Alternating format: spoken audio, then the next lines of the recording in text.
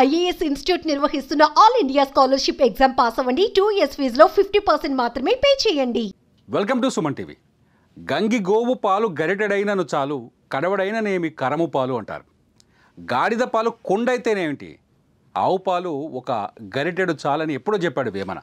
కానీ మన వాళ్ళు గాడిద పాలని దివ్యాఔషధంగా మార్చేశారు. మీకు బాగా గుర్తుంటుంది, ఊళ్ళల్లో లేకపోతే సిటీలో కూడా చాలా చోట్ల గల్లీలో కనిపిస్తుంది. గాడిద పాలు గాడిద పాలు గాడిద పాలను తిరుగుతుంటారు. ఎక్కువగా వీళ్ళు చలికాలంలో తిరుగుతారు.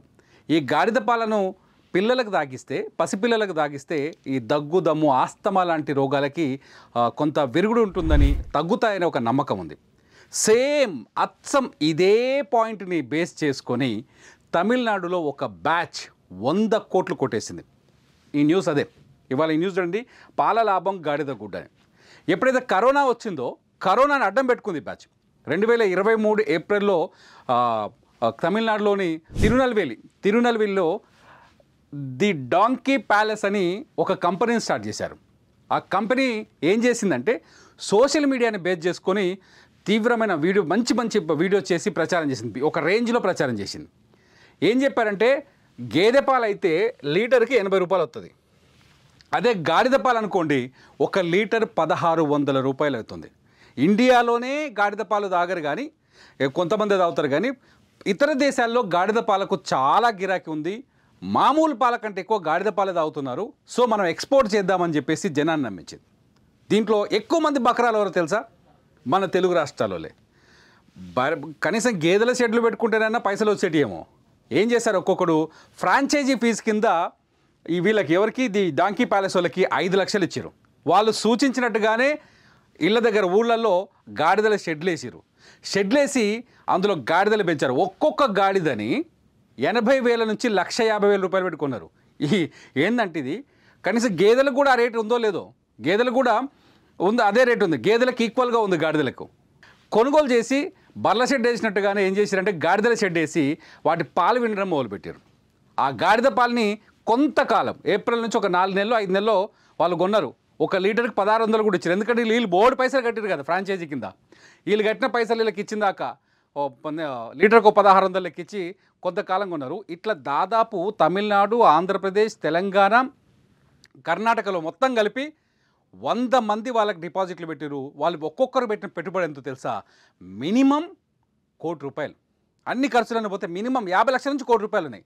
వాళ్ళందరూ నిన్న వచ్చి ఇవిగో మన హైదరాబాద్ ప్రెస్ క్లబ్లో వచ్చి ఏడ్చుకుంటూ కూర్చున్నారు.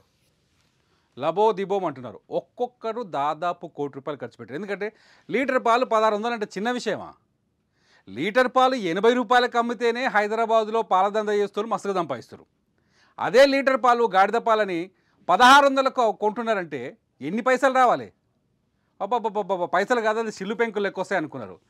కరెక్ట్గా ఈ దురాశని ఎరవేసి తిరునల్వేలికి చెందిన వాళ్ళ పేర్లు చదువు చూడండి. ది డంకీ ప్యాలెస్ నిర్వాహకుడు బాబు ఉలగనాథన్, గిరిసుందర్, బాలాజీ, సోనికారెడ్డి, వీళ్ళంతా సోషల్ మీడియాని బేస్ చేసుకొని బీభత్సమైన వీడియోలు చేసి, మనం కూడా చాలాసార్లు చూసుంటాం, గాడిద పాలతో లక్షలు సంపాదిస్తున్న యువకుడు, గాడిద పాలతో లక్షలు సంపాదిస్తున్న యువతి, ఐఐటి చదువుకొని వచ్చి గాడిద పాల దందా చేస్తున్నారు, ఇంజనీరింగ్ చదవచ్చి సాఫ్ట్వేర్ ఉద్యోగాలు వదిలేసి గాడిద పాలతో డబ్బులు సంపాదిస్తున్నారని బోల్డ్ స్టోరీలు చూస్తాం. వాళ్ళంతా ఇదే బ్యాచ్. వీళ్ళకే లీటర్ 1600 లెక్క విక్రయిస్తూ వాళ్ళని డబ్బులు వస్తాయని ఆశపడుతూ అడ్డంగా మునిగి చాలామంది ఉన్నారు. అట్లా కొంతమంది గాడిద పాల మీద ఇంకేదో చర్చ ఉంది, అది వేరే, కొంచెం ఇన్వెస్టిగేషన్ చేస్తే తెలుస్తుంది. కానీ ఎవరైతే ఈ డాంకీ ప్యాలెస్ ఉన్నారో, ఆ డాంకీ ప్యాలెస్ దగ్గర ఫ్రాంచైజీలు తీసుకున్న వాళ్ళు నిండా మునిగిపోయారు. వాళ్ళు వచ్చి ఇప్పుడు లొల్లి పెడుతున్నారు. నిజంగా గుర్తుపెట్టుకోండి, ఈ భూమి మీద మనిషి తప్పితే, చాలా ఇంట్రెస్టింగ్ పాయింట్ ఇది, మనిషి తప్పితే మరే జీవి ఇతర జీవుల పాలు తాగవు. గుర్తుపెట్టుకోండి, ఈ భూమి మీద మనిషి తప్పితే ఏం చేస్తారు? ఏ జంతువు అయినా పుట్టినప్పుడు ఆ తల్లి దగ్గర 6 నెలలో 8 నెలలో 9 నెలలో 10 నెలలో పాలు తాగుతుంది. ఆ తర్వాత మళ్ళీ పాల జోలికి రాదు, పాలు అడగదు. తన ఏదైతే ఆహారం ఉంటుందో అదే తింటుంది. ఒక మనిషి మాత్రమే ఇతర జంతువుల పాలు తాగుతాడు. మనం గేదె పాలు తాగుతాం, ఆవు పాలు తాగుతాం, ఇప్పుడు గాడిద పాలు.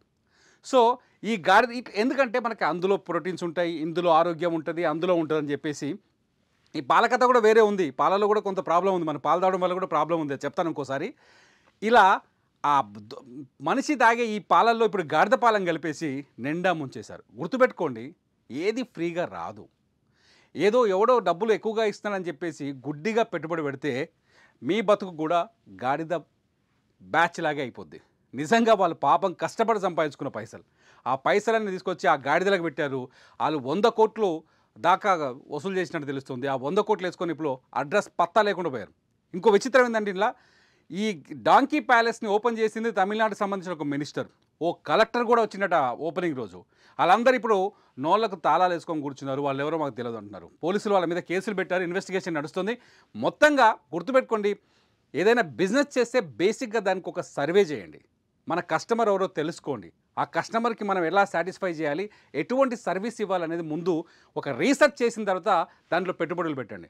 ఎవడో అభూత కల్పన కల్పించి ఊహల పల్లెకి ఎక్కిస్తే ఎగిరిపోయి దాని మీద కూర్చుంటామంటే ఎప్పుడు డబ్బులు సంపాదించలేరు. ఇందులో నేర్చుకోవాల్సిన నీతి ఇదే. మళ్ళీ చెప్తున్నా, గంగి గోవు పాలు గరిటెడైనను చాలు, కడవడైన ఏమి కరము పాలు. గాడిద పాలు ఎన్నున్నా ఇంతే. చూస్తూనే ఉండండి సుమన్ టీవీ.